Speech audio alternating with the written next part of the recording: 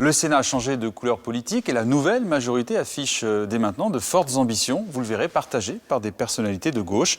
Tout simplement redorer l'image du Sénat. Le point avec Michael Schwitzberg. Vu de loin, rien n'a changé. Mais à l'intérieur, dans l'hémicycle, la droite a repris ses aises. Gérard Larcher a retrouvé le plateau porté par une nouvelle majorité. Avec 186 sénateurs, la droite a défait la gauche qui ne compte plus que 153 élus. Et c'était vital, selon l'UMP. Le Sénat a été placé par la précédente majorité, par le précédent président, dans une sorte de coma institutionnel, tout simplement parce que la majorité précédente de gauche s'est divisée.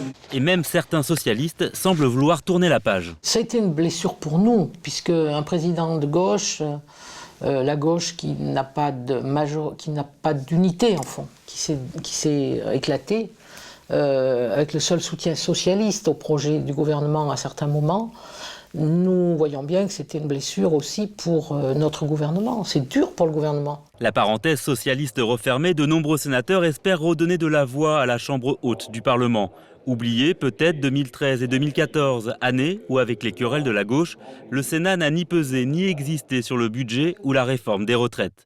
La nouvelle répartition des forces politiques à droite oblige l'UMP à s'entendre avec le groupe centriste, autre grand gagnant des dernières élections, sans qui aucune majorité n'est possible. Et c'est toute l'ambition de François Zocchetto, le président du groupe. C'est le devoir de la nouvelle majorité sénatoriale que de sortir des textes du Sénat, de sortir des propositions qui sont souvent en opposition avec les projets du gouvernement, parce que nous pensons que ces projets sont mauvais. Accessoirement, quand ils seront bons, nous le dirons et nous pourrons nous y associer. Mais sur les textes qui seront transmis par le gouvernement, eh bien, nous aurons une approche d'opposition constructive. Pour Bruno Retailleau, la présidence du groupe UMP s'annonce quand même compliquée. Il va devoir gérer au quotidien 143 élus partagés entre fillonistes et sarkozystes, tout en ménageant ses alliés centristes. Nous sommes le groupe central, ils sont le groupe centriste. On va travailler ensemble, voilà, avec justement ces différences. On les assumera. Le groupe a des convictions.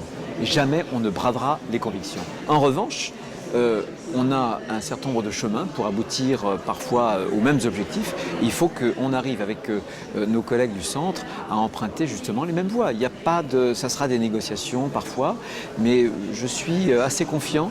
Pour Michèle André, nouvelle présidente de la Commission des finances, ce tandem UMP centriste fonctionnera mieux que la gauche parlementaire du Sénat sortant. Ce qui se passera, c'est classique. L'UMP aura fort à faire avec certains éléments centristes. Ils sont nombreux, ils veulent peser, ils veulent apporter un point de vue qui n'est pas forcément celui de l'UMP la plus dure sur des sujets, ils vont le dire. Comme nous avons à entendre ce que disent nos partenaires, ce que disent les radicaux, ce que disent les Verts, ce que disent les communistes, évidemment. Donc je pense qu'il y a un équilibre qui va se redonner, qui sera sans doute moins brutal, je l'espère en tout cas. Premier test pour la droite sénatoriale, la réforme territoriale suivie dans quelques semaines du budget 2015. Christophe-André Frassa, bonjour. Merci d'être avec nous. Vous êtes sénateur UMP des Français établis hors de France, secrétaire de la Commission des lois. Et vous venez nous parler du projet de loi contre le terrorisme qui a été adopté la semaine dernière au Sénat avec une mesure phare, l'interdiction possible pour certains Français de partir vers cette aventure malheureuse djihadiste en Syrie. Avant, on avait l'incrimination du groupement terroriste. Avec cette nouvelle loi, on a aussi la notion d'entreprise individuelle terroriste, et c'est ça peut-être aussi la mesure phare qui va avec aussi l'interdiction de sortie du territoire pour ceux qui veulent partir sur des théâtres d'opération, soit pour rejoindre un groupe terroriste, soit pour eux-mêmes être des terroristes. On sent qu'il y a une volonté de contrôler Internet et de sanctionner tous ces appels au djihad. Concrètement, ça va se passer comment finalement ? Il y a tout un arsenal dans cette loi qui vont permettre de contrôler ce qui se passe sur la toile, de mieux appréhender les messages de haine qui sont diffusés, les vidéos qui sont totalement insupportables, qui mettent en scène des exécutions d'otages, qui relaient des messages de haine de groupements djihadistes.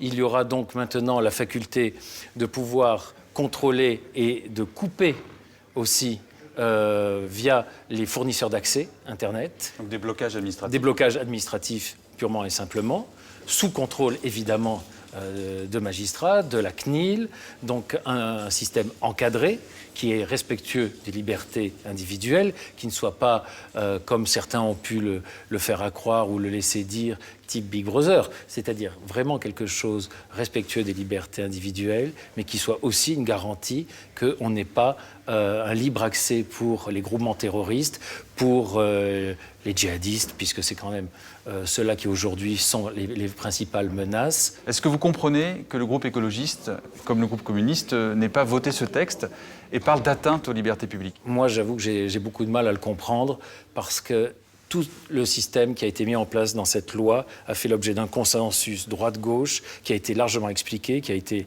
largement repris à l'intérieur de chaque groupe. On en a débattu en séance, on en a débattu en commission auparavant. Il y a quand même des assurances. Alors je veux bien qu'au nom d'une prétendue liberté d'expression, on puisse s'inquiéter, mais franchement, je trouve que la position est un peu maximaliste, voire jusqu'au boutiste de la part des écologistes sur ce plan-là. Et franchement, je trouve que ça ne les a pas grandis. Christophe-André Frassa, merci d'être resté avec nous. En tout cas, quelques minutes pour parler de ce projet de loi sur le terrorisme. Merci à vous. On continue avec ce portrait croisé de jeunes talents des cités qui ont été récompensés la semaine dernière par le Sénat. Ils créent leur entreprise. Vous allez voir deux initiatives intelligentes, intéressantes, l'une au Havre, l'autre à Troyes.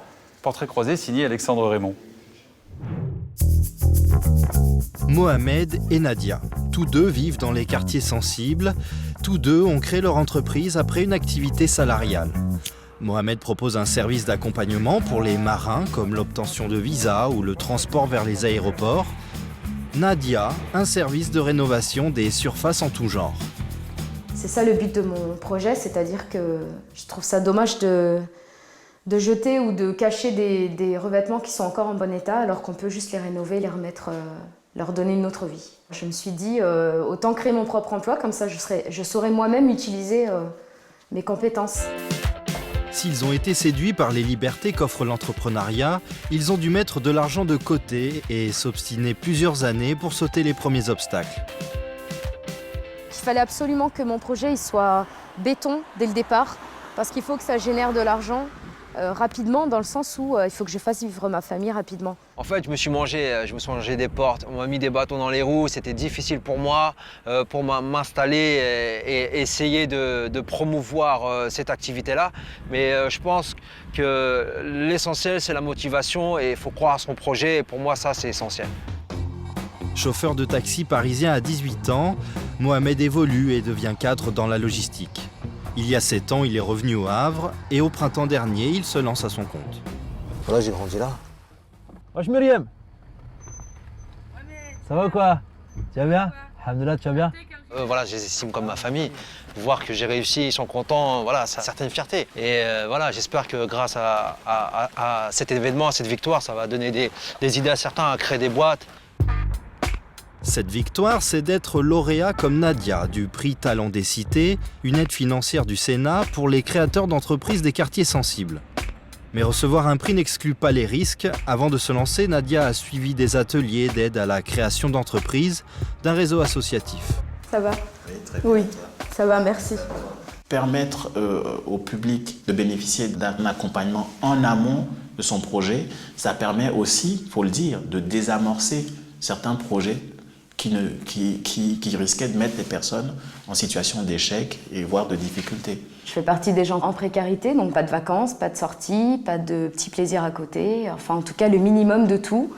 Parce que soit on a une idée, on persévère et on va jusqu'au bout de son idée parce qu'on sait que ça va nous apporter mieux demain, ou alors on ne crée pas, tout simplement. Mohamed compte lui aussi se battre. L'activité de sa société suit ses prévisions et il veut développer un service aux particuliers. À terme, il compte embaucher pour prouver que l'on peut dynamiser un quartier par l'esprit d'entreprise.